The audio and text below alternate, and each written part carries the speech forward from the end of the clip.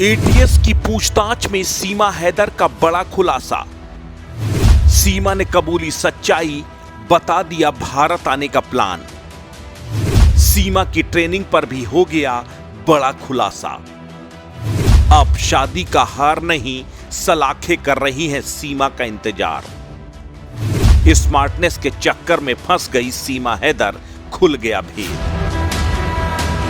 पाकिस्तान से आई सीमा हैदर अब एटीएस की हिरासत में है। सीमा के साथ उसका प्रेमी सचिन और सचिन का पिता भी एटीएस की हिरासत में है। एटीएस ने 8 घंटे लगातार सचिन और सीमा से अलग अलग पूछताछ की। पूछताछ के दौरान सचिन के एक बयान ने सीमा की कलई खोल दी। सीमा के झूठ पर से पर्दा उठा दिया। पिछले कई दिनों से एटीएस और इंटेलिजेंस एजेंसियां सीमा हैदर पर नजर गड़ाए बैठी हैं। सीमा की एक एक हरकत को ट्रैक कर रही हैं। सीमा का एक एक बयान अंडर स्कैनर था। सभी एजेंसियां इस बात को लेकर सकते में थी कि आखिर सीमा भारतीय भाषा, भारतीय पहनावा, भारतीय रीति रिवाज और भारतीयता से इतनी वाकिफ कैसे है। इसका जवाब सीमा हैदर ने हर बार बड़ी ही चालाकी से दिया।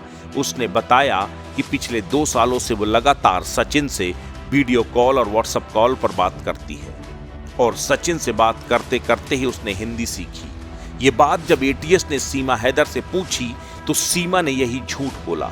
लेकिन जब सचिन से एटीएस के अधिकारियों ने पूछा कि जब सबसे पहले सीमा हैदर से उसकी बात हुई थी तो उसकी लैंग्वेज क्या थी, तो पहले तो सचिन ने टाल मटोल की, लेकिन उसके बाद बहला फुसलाकर जब एटीएस के अधिकारियों ने पूछा तो सचिन ने सच कबूल लिया।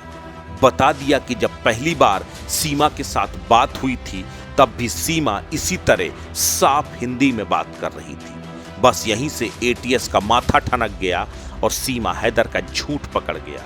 उसके बाद जब सीमा हैदर से कुछ और महत्वपूर्ण सवाल किए गए, जो जानकारी आईबी ने एटीएस को मुहैया कराई थी, उससे सवाल किए गए कि सीमा हैदर का कोई करीबी पाकिस्तानी सेना या आईएसआई के संपर्क में है या नहीं, तो इसे भी सीमा ने साफ नकार दिया। लेकिन जब आईबी ने एक महत्वपूर्ण जानकारी एटीएस के साथ शेयर करते हुए वो सबूत सीमा हैदर को दिखाए जिसमें उसका चाचा और भाई पाकिस्तानी सेना में हैं, तब सीमा हैदर के वो तमाम झूठ बेपर्दा हो गए। जब भेद खुलने लगा तो सीमा हैदर फपक फपक कर रोने लगी। उसने कहा कि अगर मेरा भाई फौज में है तो मेरा गुनाह क्या है? क्या मेरा भाई पाकिस्तानी फौज में है तो मैं किसी से प्यार नहीं कर सकती? मैंने आपसे झूठ इसलिए बोला कि अगर आपको सच्चाई बता देती तो अभी तो आप पाकिस्तानी जासूस होने का शक कर रहे हैं, फिर तो यकीन मान लेते। इसलिए मेरा यकीन कीजिए, मैं ना तो कोई जासूस हूं और ना ही मैंने कोई गुनाह किया है। मेरी गलती सिर्फ इतनी है कि मैंने अपने प्यार के लिए गलत रास्ते से हिंदुस्तान तक का सफर तय किया है। इतना ही नहीं, एटीएस को एक और बेहद सनसनीखेज इनपुट मिला है कि हो सकता है सीमा हैदर इससे पहले भी हिंदुस्तान आ चुकी हो। कोविड के दौरान सीमा हैदर पाकिस्तान में थी या नहीं, हाई कमीशन इसे पता लगाने में जुटा है। एक और संभावना को तलाशने में इंटेलिजेंस एजेंसियां जुटी हैं कि कहीं ऐसा तो नहीं कि नेपाल में ही सीमा को हिंदुस्तानी बोलचाल, भाषा और रस्म रिवाज की ट्रेनिंग दी गई है।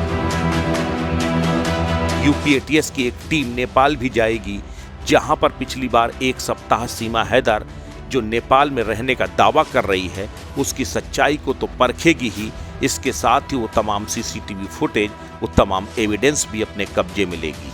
सीमा हैदर अपने बयान पल पल बदल रही है।